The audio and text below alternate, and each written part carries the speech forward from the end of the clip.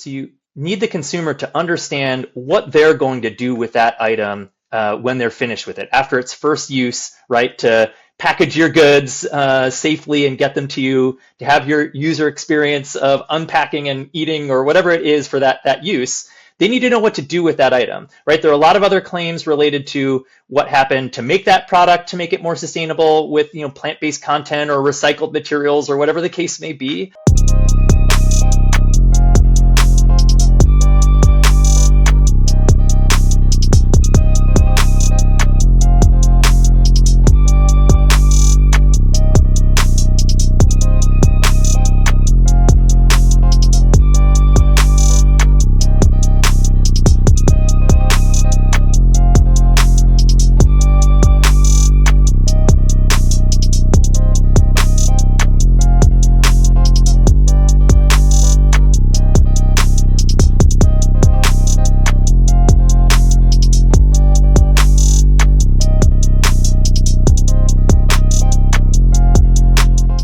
Hello, everyone. Welcome to today's segment right here on the Product and Packaging Powerhouse.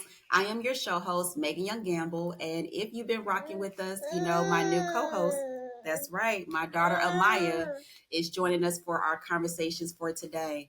So we definitely appreciate you all for tuning in to today's segment. And I am so excited for this conversation with today's featured powerhouse guest. Because if you've always heard about the terminology compostable packaging or possibly have heard about biodegradable packaging, and we're going to get into that. That's right. My girl is already letting you know we're about to get into it. And so we're going to have today's featured powerhouse really talk about what is compostable packaging, how you can start getting certified around compostable packaging, and also what is some legislation and policy around this industry as well. So today's featured powerhouse guest is Rhodes Yepsen. He is a powerhouse in the compostable industry, so I'm so excited for this conversation.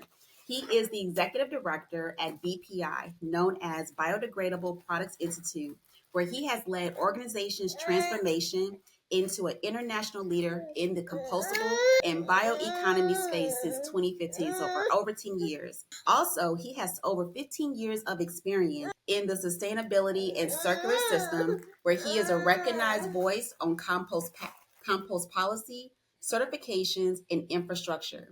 He also is a former journalist with BioCycle magazine. So when I say he is passionate about the circular economy and composting and compostable packaging and the economy, he is the guru for this conversation.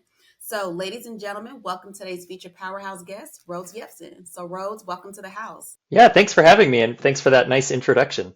Absolutely. So I'm so excited for our conversation today, and you can tell my girl is as well. So to get us started and to share with our viewers and listeners, Rhodes, share a little bit about yourself and how you came into the world of compost packaging and biodegradable packaging, from a journalist to now being the executive director at BPI.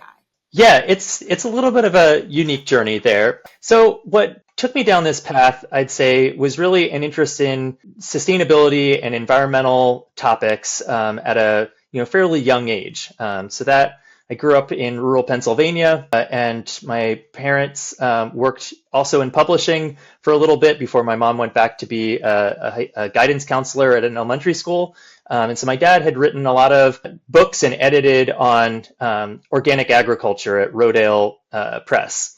And so I always had this kind of interest in local food, gardening, sustainability. And when I went to college, I studied environmental studies, politics, and history at a liberal arts college, and kind of swirled all these topics around and was trying to figure out, how do I blend this all into my interests and my passions? Do I want to be a writer and an editor like my dad? Do I want to work on local food systems? So I had summer internships during college in Philadelphia at the Center for Food Safety, working with children in West Philadelphia, looking at local food systems and urban gardens. After college, I got an internship at some literary quarterlies in San Francisco, trying to try my hand at editing and understanding what that side of things were.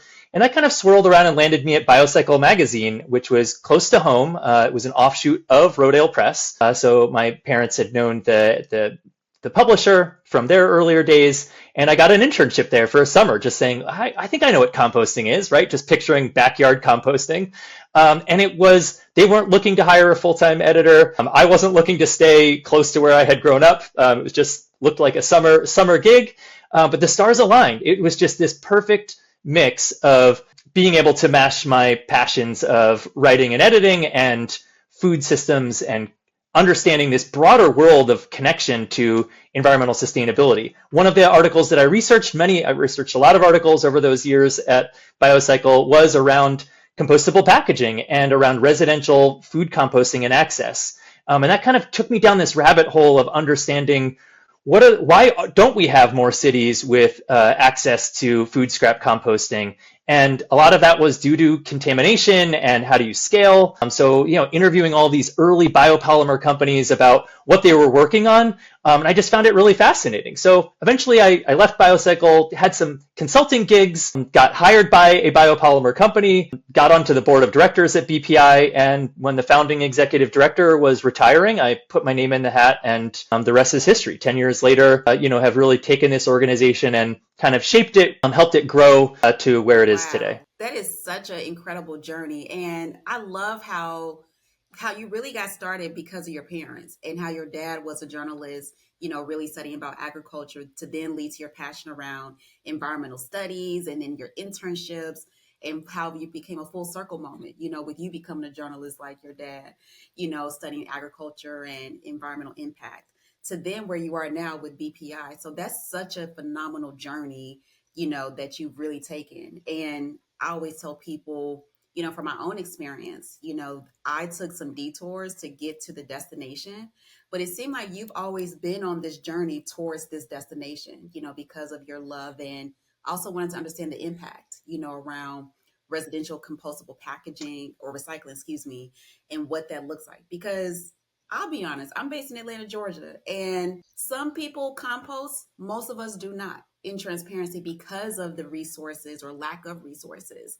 And I know there are some organizations out there, from a residential standpoint, that can help with compostable recycling as well. But I want to get into the resources here shortly, but I just love your story and how you came about into the space. So since you've been at BPI as the executive director now, which is phenomenal that you went from board of directors to executive director, share with us a little bit about who BPI is and what your core mission is, and how you're really integrated into really advocating around the circular system and economy. Sure. Yeah. And I would say, I think it's interesting, the whole concept of, is something in life a detour, or is it part of just a broader loop? Because I think it depends on who you're talking to and how you frame it. So I described it in a pretty linear path to you, but I could describe it in a totally different way, where you'd be like, whoa, you took so many detours, right? And so I think it's all about how you weave that together and kind of take your opportunities and use those to shape and inform your path that, looking in retrospective may look a little linear, but it definitely has all these detours around there that just kind of inform why you chose those opportunities. And so I think that really helps also, to your question about, who BPI is and the approach that I take with leading BPI. So our organization has been around since 1999. I'm the second executive director. So that's also often a question, like, did I found BPI? I didn't. The organization was set up, like I said, in 1999, sort of on this cusp of companies working on a lot of innovations around plastics and packaging, as well as the growth of the compost industry. The U.S. Composting Council is a little bit older than us, I believe 1990. And they got their origin also from this perspective of solid waste composting, right? And organized composting, with roots back to Procter & Gamble and a diaper that they were marketing as biodegradable or compostable, which led to, believe it or not, BioCycle writing a lot of investigative journalism about the Procter & Gamble diaper, saying, hey, how are people actually going to compost these diapers? And that led to donations to set up the U.S. Composting Council. A few years later, right, they had a composting handbook from the U.S. Composting Council explaining how large-scale composting could be done and managed safely in terms of pathogens and stable and mature compost. And you had this work at ASTM, which is a standard-setting body, developing test criteria around compostable polymers and plastics, aligned with that composting handbook to say, okay, here's how you run a large-scale composting facility, taking a variety of materials from some of the more, serious feedstocks that need care, like human waste, through food waste, yard trimmings, manures, things like that. And then on the other side, here are tests and criteria when you're designing a plastic package or additives into paper and fiber to make sure that those also will safely compost and break down. So once those ASTM standards were set up, BPI was formed as a member-based trade association, 501c6 nonprofit, and the first certification program launched was in concert with the U.S. Composting Council. The logo had both organizations' names on it, and was the license agreement talked about this partnership between the Composting Handbook and the ASTM standards. So that was sort of the bedrock of our organization, is how do you start to, with a fairly product-based focus, start looking at systems, right? And how do packaging companies and innovators in raw materials start to align, test appropriately, have a third-party group to have a logo that aligns the value chain. Over the years, our organization has grown and done more things that trade associations do, right? So beyond the certification program, which is still the bedrock and sort of the engine behind our group, which we continue to evolve, we've set up committees to bring together that value chain from the raw material producers to the packaging converter, the brand owner, the retailer, restaurant, municipalities, food scrap haulers, and composters, all represented in our membership and on our board of directors, and in our committees. So our committees are sometimes organized by topic area, like policy or standards and procedures for our certification, or marketing and comms, as we think about how we combat negative narratives and promote success stories. And then sometimes they're organized by stakeholder groups. So we have a composter and municipality committee that's just for that group, so they can have peer-to-peer learning. So our organization kind of does a few things across that sector, but it's really that power of convening and offering tools and resources for anyone who wants to see compostable and biodegradable materials succeed. I love that. And thank you so much for sharing that, because at the end of the day, for organizations, the value chain is so critical.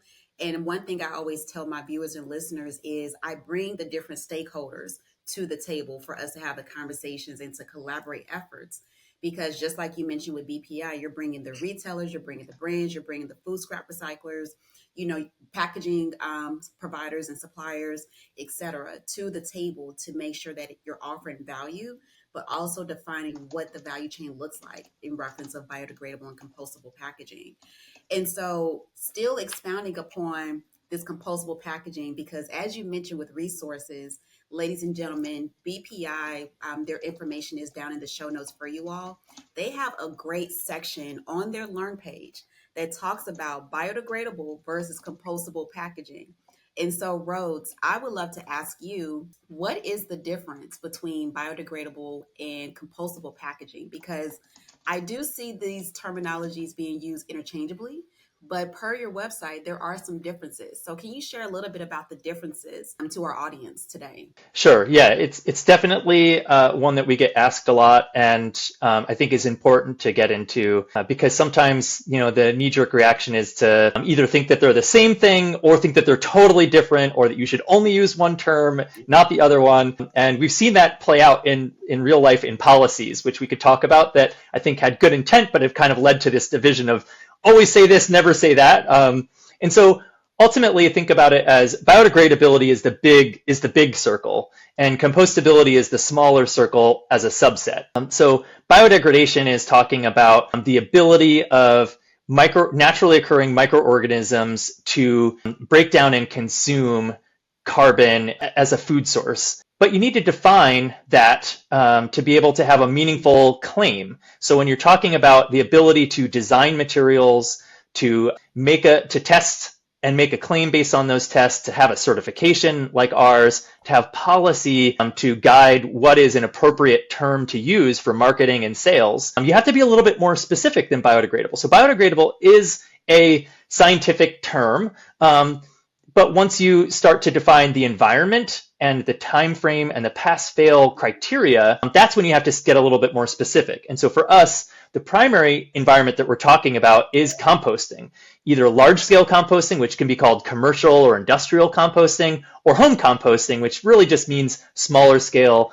lower temperature, longer time frame.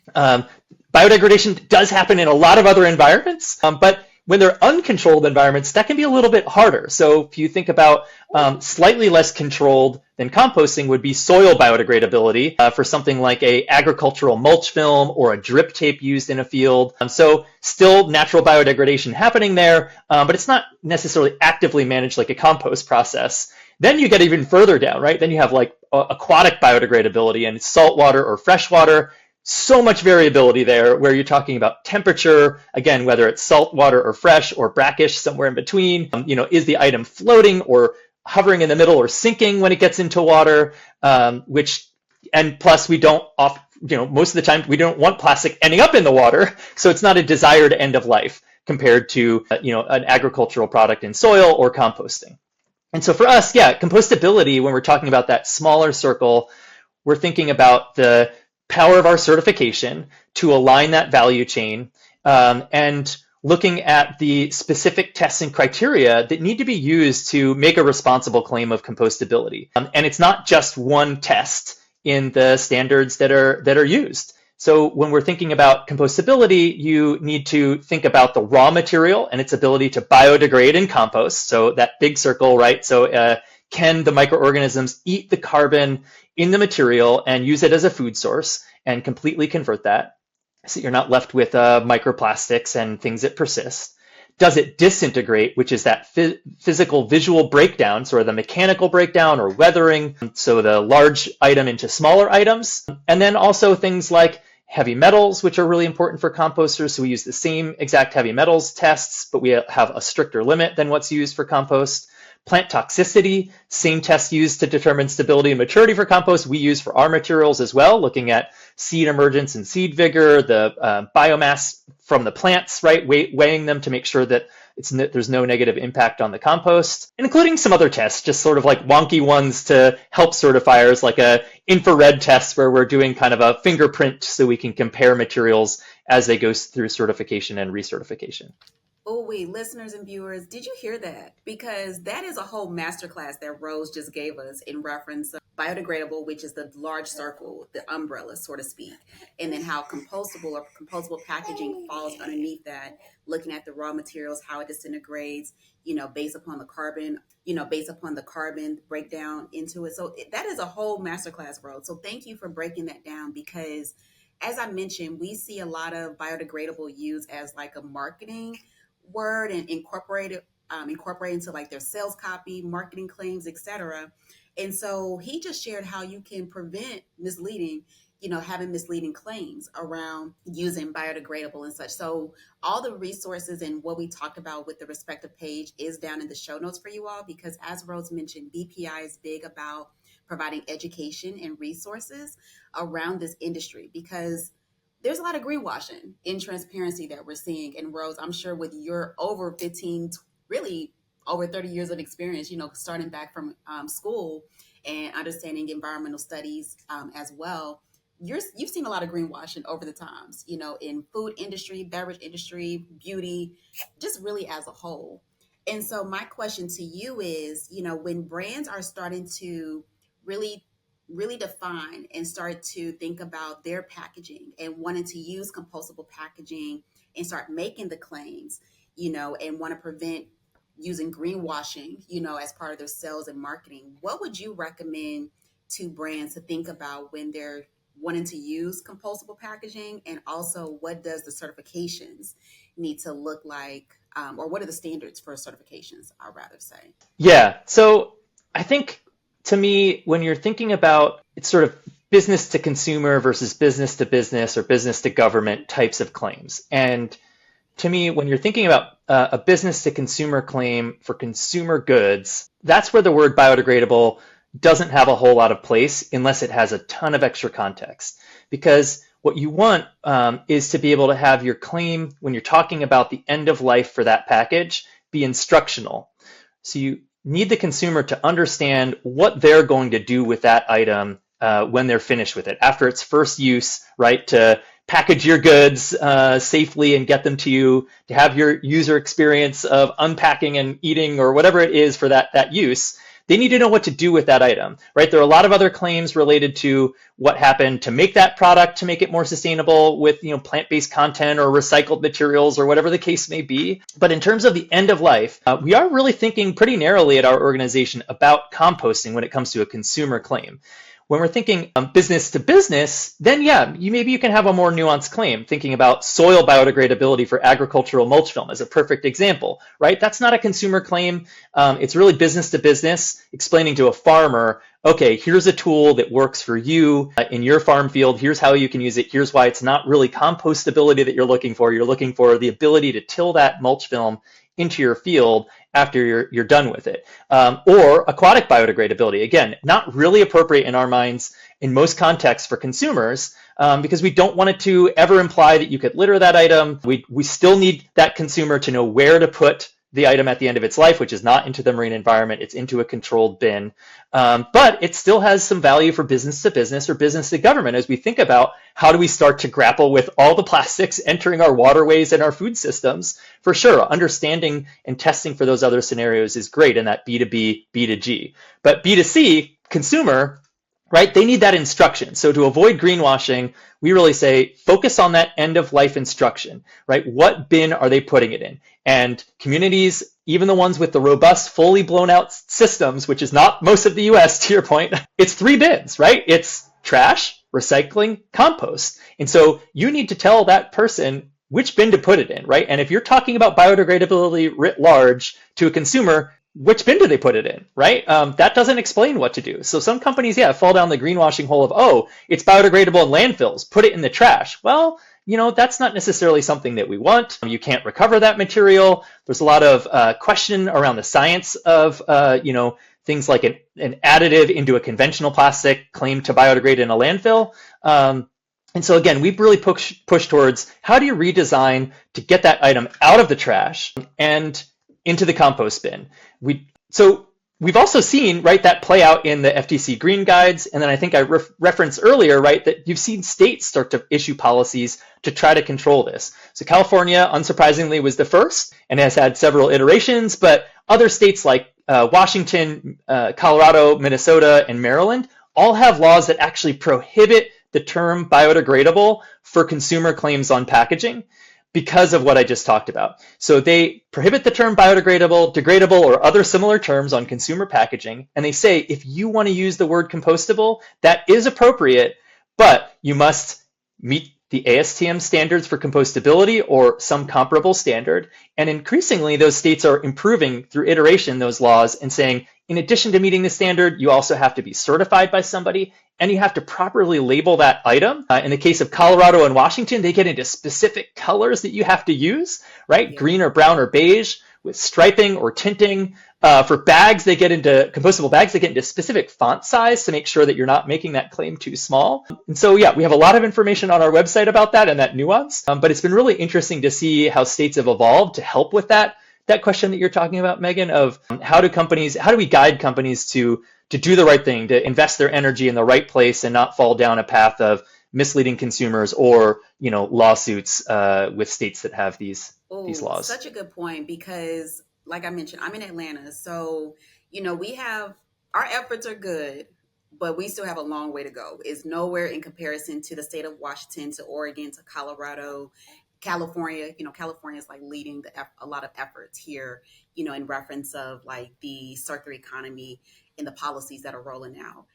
But here in Atlanta, we even have a hard time of knowing if things should go in the trash or going in recycling bins, first off, to then lead into, that's right, baby, to then even lead into, should it go into a separate bin, respectfully, for composting?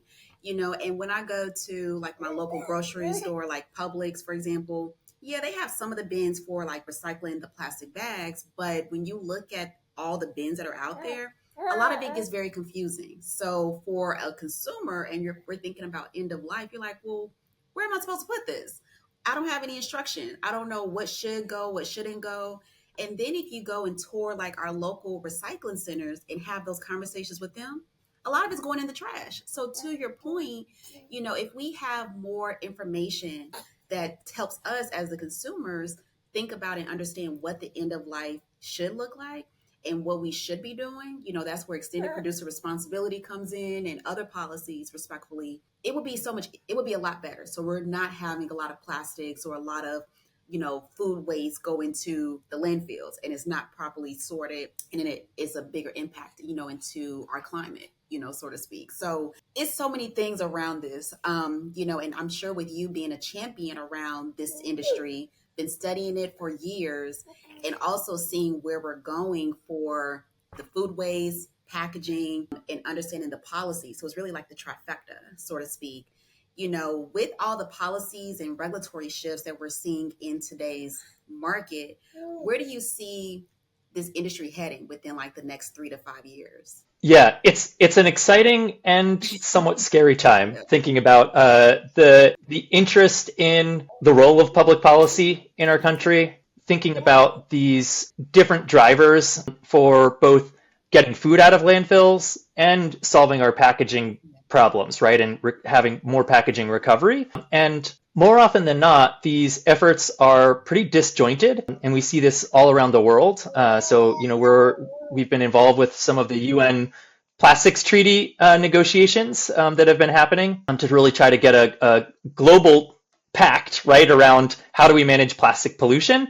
It's so focused on plastic, right? And I get it. Why, right? Plastic in the oceans and marine pollution. Nobody wants plastic in the oceans, right? That's a pretty unifying thing to work on. But it's so myopically focused on plastic, right? It's not packaging writ large. It's not our waste stream writ large, right? It's not connected to the infrastructure and the lack of infrastructure for waste management. It's, there is some acknowledgement in that conversation at a global level of, a lot of countries lack sufficient waste management infrastructure, and think about how much investment it will need through things like extended producer responsibility for recycling, but it kind of stops there. So we've been a champion joining those conversations to be like, whoa, hold on a second. Think about this. The food is the number one thing in our landfills in countries all around the world.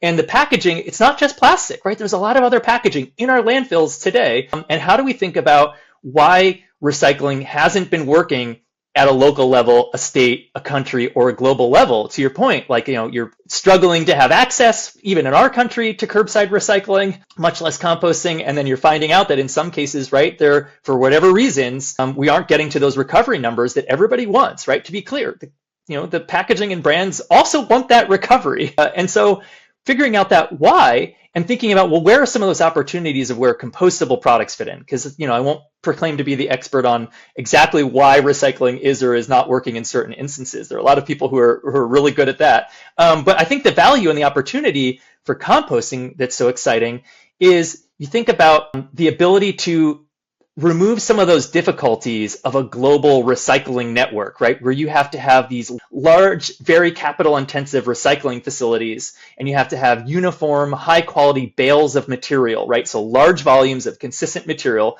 buyers to reprocess that. When you're talking about composting, that's inherently local, right? We're not going to ship our food scraps over to another country in Asia to reprocess them. They're going to be managed locally. They rot quickly, they're heavy, they're wet. And so when you're thinking about compostable packaging and its ability to help divert that food scraps and the packaging material, it's going to stay in a local regional system, right? And it provides all these entrepreneurial benefits. So in some ways, California is this amazing leader for sure. In other ways, like Atlanta, Georgia, you have one of the other country leaders in composting, Compost Now, who's been around for a while and has an amazing business to help fill in some of those gaps. And so I think that's what's really exciting to me is thinking about where we're headed and how those policies can start to align our efforts to get food out of landfills and our efforts to manage our packaging and provide those incentives and to build local and regional systems in our own country. And I think hopefully unify us, right? Like that's a pretty bipartisan thing when we think about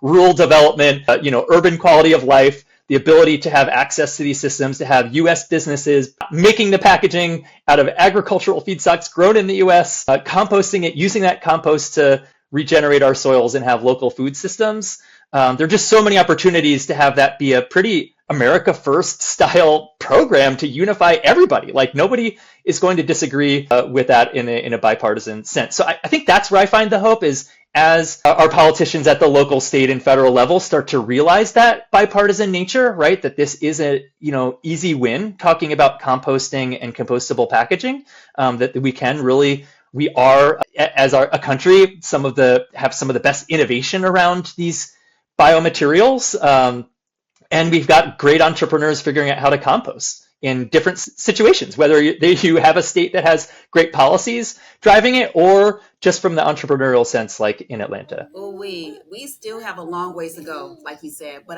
from one thing that you mentioned in reference to Yeah. like the urban planning and policy, I believe that there could be an opportunity when we're looking at the development, like new development or updating or continuous improvement of developments in, different areas. I personally believe we could have subject matters like yourself and other policymakers be part of those conversations, so it can be more of a positive impact versus being reactive, in the approach. Because like I really live in the suburbs of Atlanta. We just all say we're from Atlanta because that's where most people know. But I live like 20 minutes from Atlanta, and in my municipality, the recycling guidelines are different than the city of Atlanta recycling. And when you go to like, that's right, baby. And even when you go into like Mercedes-Benz Stadium, State Farm Arena, like these big arenas, and you're seeing like what their sustainability initiatives are, Mercedes-Benz is leading the efforts for a lot of it, and packaging is being used in their, for some of their food and beverage at the concession stands, which is great. But when you go to Phillips Arena, not as much, and we barely have bins that are readily accessible. So to your point, everybody needs to be at the table and really starting to be part of these conversations, from the beginning, because there's so much to think about, especially food waste. Like looking at how much food waste is in our landfill, I feel like they can go to other measures, outside of compostable packaging, but that's a whole nother topic. But, there's a lot to think about, and there's so much policy, and we're in this infancy stage, but still have a long way to go. And I feel like the recycling infrastructure, long way to go, to be similar to, some of the other standards we see, respectively, like in the EU. But we're slowly getting there. We're making great strides, but still a good ways to go, for sure. So, Yeah, and just talking about Atlanta a little bit and this ability and the differences. So BPI holds an annual summit every year, and we rotate locations around the country. And our summit this year is actually going to be in Atlanta in September, and is a great forum to bring together, local government officials, state and federal. And we have a tour of the State Farm Arena to look at their operations for composting. And yeah, I hear you on how it's important to get all those people together. So like at an event like the BPI Summit, I think also virtual convenings can be really helpful to talk through things and being able to frame topics. So like one of the things we're going to be talking about at the BPI Summit this year is trying to unpack and understand what extended producer responsibility means for composting, because most EPR systems for packaging around the world are only for recycling. The only one that's in practice today, up and running, that includes composting in a robust way in the world is in Italy, the EPR system. So in Italy, the EPR system does successfully track compostable product sales, allocate that money towards composting systems. But all the other APR systems that are up and running today don't do that for composting. It's allocating all that money towards recycling. So BPI has focused a lot on getting, in the US, as states pass EPR laws for packaging, getting composting fully recognized in those laws. So composter seats on the advisory boards, making sure that composting is well defined in those laws. That again, when we're talking about redesign, we're not talking just about how do you reduce packaging, how do you define reuse and refill, how do you define recyclability, but that we have this third pathway for recovery. So reuse, refill, recycling, and composting. And so we've been pretty successful in getting that into state laws. And I think one of the things to be able to draw and explain, in a place like Atlanta is, what does this mean in terms of even just standardizing systems across the state so that you don't have this problem? Because what you're describing happens everywhere. Like the classic example I always give is San Francisco.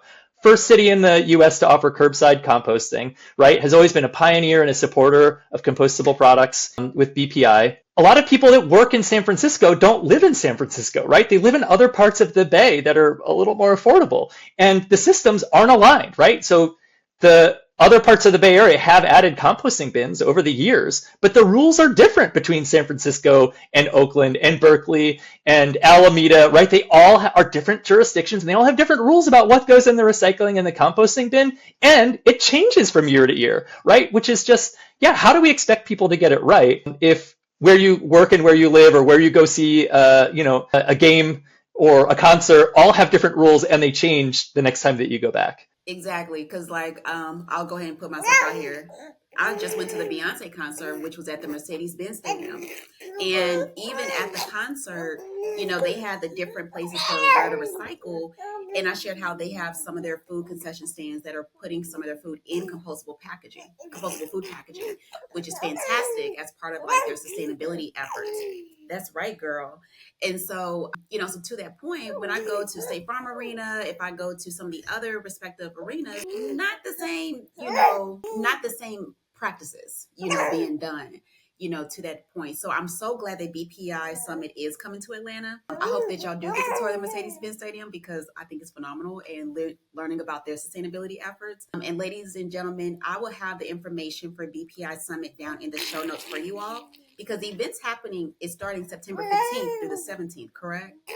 For the event, Rhodes? Okay. It's that week, yeah. So some of the tour dates are like a pre-conference. Yeah. So all the information for the BPI Summit viewers and listeners will be down in the show notes for you all, as well as to learn more about BPI leading up to the event. So please get involved, please get engaged as well, and look at some of the resources that they offer as well.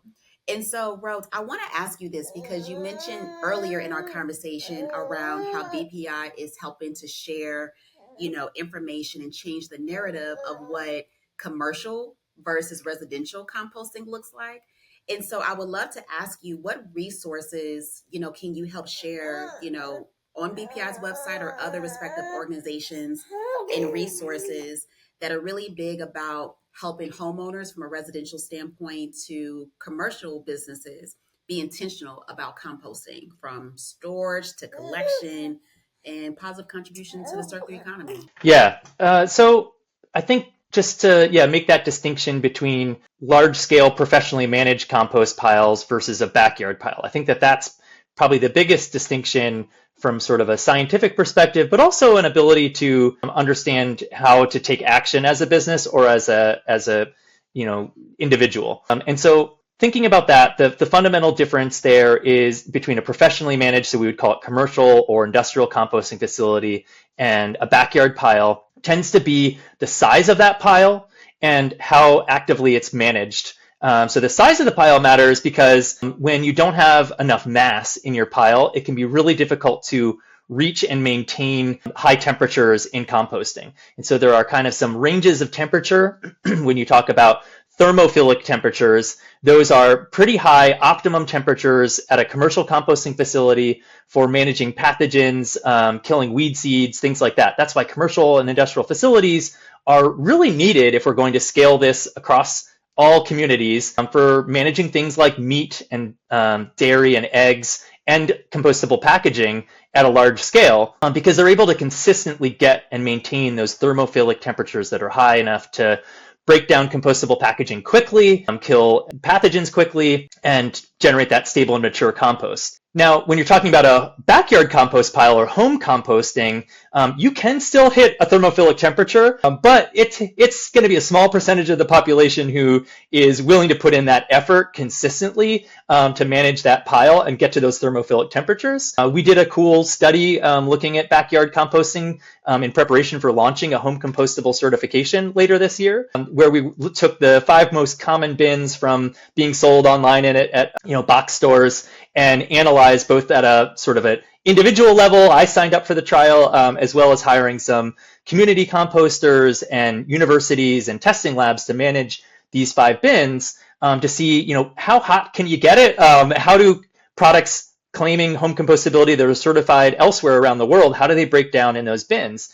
And it was fascinating to see, it takes a lot of effort to maintain that home compost bin. And typically you're going to see more ambient temperatures, so compared to outside, right? Similar temperature to outside, or mesophilic, which is slightly elevated from ambient, but not quite as high as thermophilic temperatures. That's good for certain materials. So think about like paper and fiber items. The microorganisms and the fungi are pretty happy in that mesophilic and ambient temperature, which is why you see mushrooms, grow out of a wet lawn sometimes, things like that. And they're really good at breaking down those lignocellulosic materials in a paper or fiber item and certain biopolymers that are based on cellulose. What I found is you really have to add a lot of water to your backyard pile. One consultant in the project told me, like, water your home compost bin like you water your garden. And that seemed crazy to me, and I did it. And my temperatures, it was the only time I ever hit a thermophilic temperature in my own backyard pile, which was kind of interesting. And so I think if you're a homeowner and you're or an apartment dweller and you're looking to compost and you don't have access from your municipality, the things to be thinking about are there things in your kitchen that you could use, right? There are some tools, tabletop devices that can help process your food scraps, not into compost in your kitchen, but they can dehydrate it and make it less stinky and make it easier to compost later or in a smaller space on a patio. So things, these tabletop food mill type devices. Then you could also have a worm bin if you like worms. Worms are a little picky to manage. They don't like a lot of citrus fruit. They're definitely not going to want that meat and dairy, but they can process some things and they make a really nutrient dense compost-like substance called vermicompost, which is actually their poop. And you can do a lot with those vermicastings, and you can do that in an apartment. Worms don't like really cold or really hot, so an apartment is good for that. If you have a backyard, you can get a compost bin. There are tons of ways you can do that, from a store-bought bin like a tumbler or an insulated bin if you live in a cold climate. You can build it yourself out of pallets or chicken wire. There are lots of great resources, even on the EPA website, about that. And so if you're a homeowner looking to do that, or apartment dweller, you just think about your space and think about the materials that you're going to be able to divert, and look for items that are marketed and certified as home compostable to break down in those bins that don't require that higher temperature to break down. As a business though, right, if you're thinking about your materials, you really need to be looking at more organized collection, right? Figuring out, what do your hauling contracts allow you to do? So asking your current hauler if they offer food scrap collection and composting hauling services. If you're not in a franchise agreement, depending on where you are in the country, looking to get a hauler to collect that material. There are a lot of brokers who will help with that for businesses, especially businesses with multiple locations. We have a resource called findacomposter.com that started with Biocycle magazine. BPI took over, that helps with that, with some maps. There are a lot of maps beyond Find a Composter. A bunch of other communities have maps up. The EPA has an excess food waste opportunities map on their website that explains where food is being generated at large supermarkets and distribution centers, as well as where the composting operations are. But yeah, for a business, you really need that organized collection and management, or on-site processing, I guess. Oh, wait. Thank you for helping to differentiate between the residential versus commercial side of composting and what that looks like. And I'm happy to hear that you all are incorporating a home compostable certification as well, because to your point, we're seeing so many people, try to compost the right way. And there are some guidelines that should be in place, like you mentioned, having a tumbler, that actually has the, residential compostable certification, and the information around that, being displayed on their packaging, to large scale or commercial companies where there needs to be more organized collection and what that looks like. So we will link the information that Rhodes mentioned with EPA as well as BPI's website that talks about these aspects too, because there are some nuances, that are explained more on their website, but also to help you all be informed around what this looks like, and making sure that you are properly collecting and storage, and also making sure the temperature, especially for residential composting, is at the right level so it can thrive, and making sure how it can get back into the circular economy as well. And so, Rhodes, as we're starting to wrap up today's episode, I want to ask you possibly two final questions. And so everybody talks about compostable packaging. It's not just for plastics. We also need to consider food waste as well as part of this composting effort, and how we can go back possibly into the circular economy. There are some misconceptions around compostable packaging and composting. I would love to hear from you. What are some misconceptions that you hear in this space, and how to debunk them as well. Can you say that last part? What are the misconceptions about In compostables compostable and what? packaging and how to debunk them. Yeah, it's a good question. So I think one of the common misconceptions about compostable packaging is that there's no value to a compostable product unless you're getting it composted, which is this sort of chicken and egg argument, right? It's commonly put out there that, by naysayers of, oh, well, we shouldn't be working on compostable packaging because we don't have that national infrastructure for compost access. And I'd say the reason that that's a common misconception is it's like many things, it has a grain of truth, which is yes, absolutely, we need compost access and the ability to compost those items to get the full value out of it. But we need to build those systems in tandem, right? And this idea that you're going to build a national compost access that will work for packaging if the packaging were never invented and did not exist, that doesn't work, right? It's going to take years and billions of dollars to develop national compost infrastructure. And the way you develop that compost infrastructure is going to be based on the materials that society is deciding should be composted, right? And so there are some big questions to grapple with here. Is that just yard waste, right? Leaves and grass and twigs? Is it food waste? Is it food waste with packaging? Is it human waste, right? Diapers, feminine hygiene products, right? Like that's a whole other realm that isn't really being talked about much, right? We're just starting to talk about food out of landfills and food associated packaging. But there are a lot of other things, right? Pet waste and human waste and feminine hygiene products, like you can't recycle those things. And so it's either trash or it's either trash in landfills or composting. And it's going to take a whole other composting system. So to me, one of the big misconceptions there is this idea that let's wait on compostable packaging. It's not valuable until we have that compost access. And I'm saying, no. We need to develop these in tandem together and make sure that with EPR and proper labeling and systems and investments that we're building a system that's really going to work for the materials that society is trying to shape and have in the system. I love that. And then so to piggyback off that question, systems, because at the end of the day, we need systems to help us be efficient for repository, for all this information, for traceability and trackability as well. So what systems would you recommend to be incorporated, and how does BPI, look at what systems should be incorporated, to your point? Yeah. So I think it's a really fascinating question. And I think that the exciting thing and the daunting thing about systems change is how complex it is, right? And I think that that's what makes it exciting, is that it's not an easy fix. It's also exciting that as you start to see those interconnections in a systems approach, it's invigorating, not scary anymore, right? And so it seems scary at first, where you're like, I don't know how to do this, right? Like, I just give me a yes, no answer, right? I don't like the gray area. I just want to know what to do with my package design, right? I just want to know what to do with my food waste. Tell me what to do, right? And it's like, okay, well, no, start to understand these systems. And at first it's like, this seems insane, right? Like, how do we connect soil health and the quality of our food back to the packaging, right? And what does that mean in terms of a labeling law or funding, permitting rules for composting, the methane portion of compost when you're avoiding food from landfills versus carbon sequestration in the soil, right? And so to me, that systems approach starts to feel validated and exciting when they all start to link together. And so I think, in a really short way, I could talk about, like, simplistically, which doesn't do it justice, you need rules around packaging, which includes definitions of that packaging, requirements about how it's going to be labeled, funding related to management of that packaging. But then you need whole other systems around infrastructure, education for businesses and households to link that together.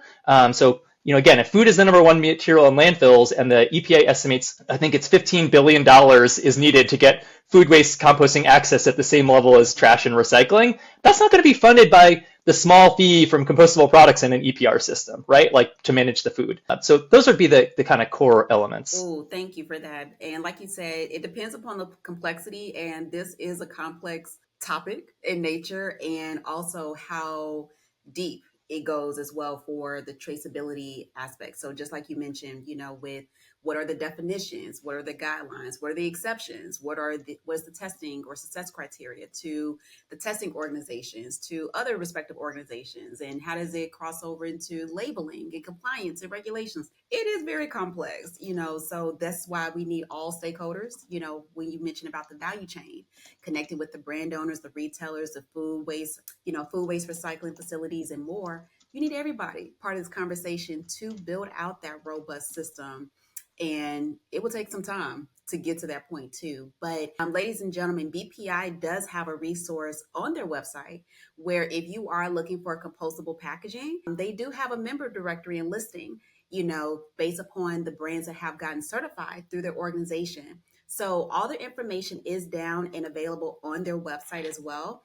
And that's a way for starting. So they have the system, to help link and showcase some of the compostable packaging providers, from labels to food trays, utensils, and more. I've actually gone through and I was like, I'm very impressed.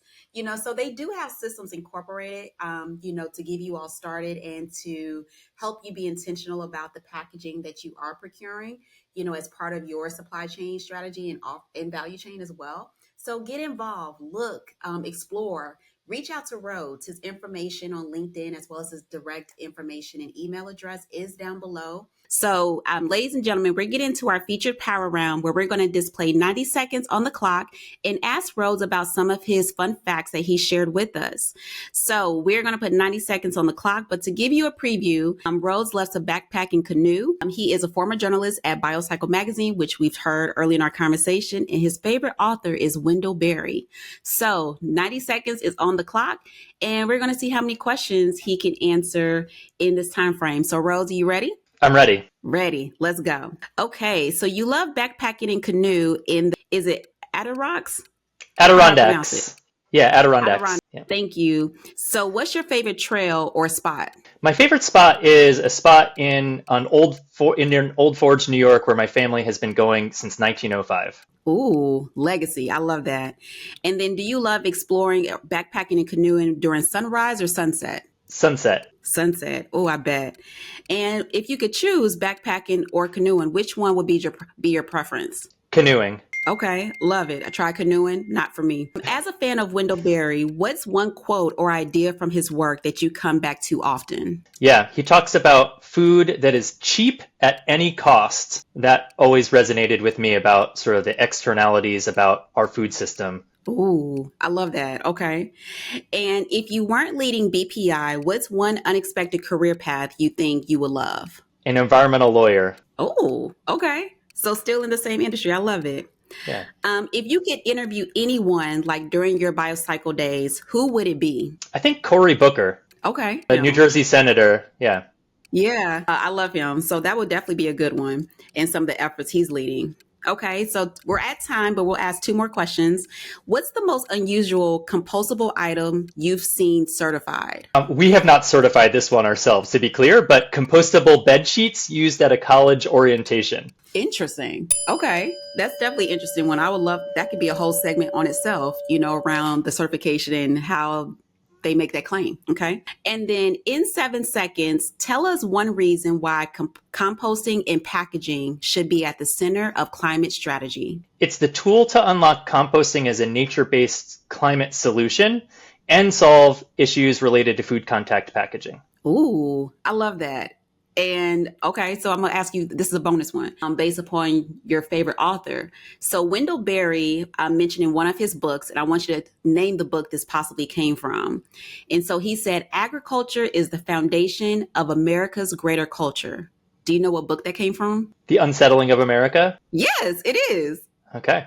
That's one of my favorite of his books, so I got lucky. Okay. Yeah, so that was actually fitting for us to round out for today's conversation. So Rhodes, thank you so much for sharing. Let everyone know how they can get in contact with you, how to get registered for the BPI Summit, and also how to learn more about BPI as well. Yeah, so most of that information is on our website, bpiworld.org, or on our LinkedIn page. That's the best way to keep up to date with us. Awesome. And ladies and gentlemen, all the information that we talked about during today's episode is down in the show notes for you all. So you learned from Rhodes Yepsen, who is the executive director at BPI, talk about the biodegradable versus composting industry, what policy and systems we need for traceability and trackability, as well as how to make sure you're intentional about what you're creating to be part of your value chain. So thank y'all so much for tuning in to today's episode. Make sure you do follow, like, and subscribe to all of our platforms and get engaged with our featured powerhouse for today, Rhodes Yepsen. So thank you so much for joining us, and we'll see you on the next segment.